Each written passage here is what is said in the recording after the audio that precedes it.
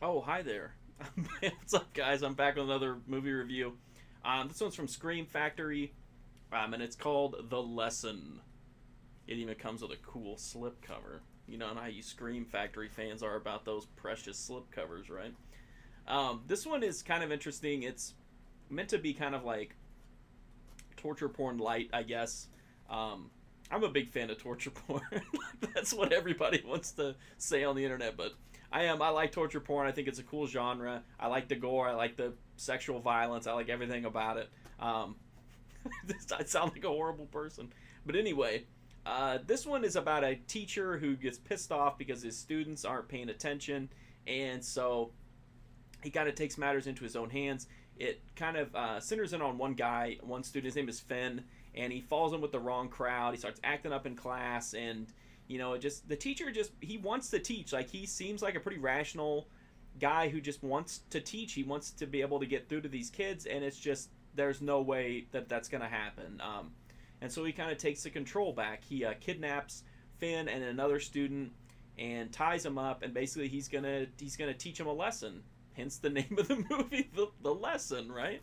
Um, and he basically tortures them. He like beats a shit out of them, puts a nail through their hand, threatens them, does all this crazy stuff to them.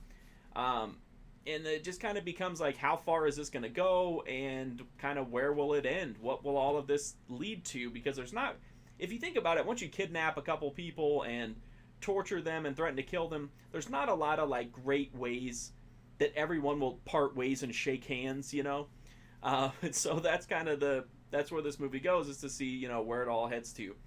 I liked the movie. I thought it was okay. I thought it had good performances. Robert Hands plays the teacher, and he's really good. He's a very believable, sadistic fuck, and I think he's the strongest part of the movie.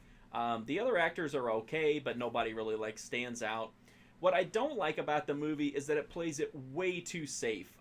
It does have some blood, and I think if you're a normal person who's kind of, your idea of like a scary movie is like, Mirrors or something, like some PG-13, horror movie, you're going to think this is pretty graphic. It does have a little bit of blood in it. It's got some, tense scenes. But unfortunately, by like torture porn standards, it's pretty tame. If you completely factor that out and you look at it like it's a thriller, it works better. So if you adjust your expectations and don't go in expecting a horror movie or torture porn, I think it comes off a little bit better.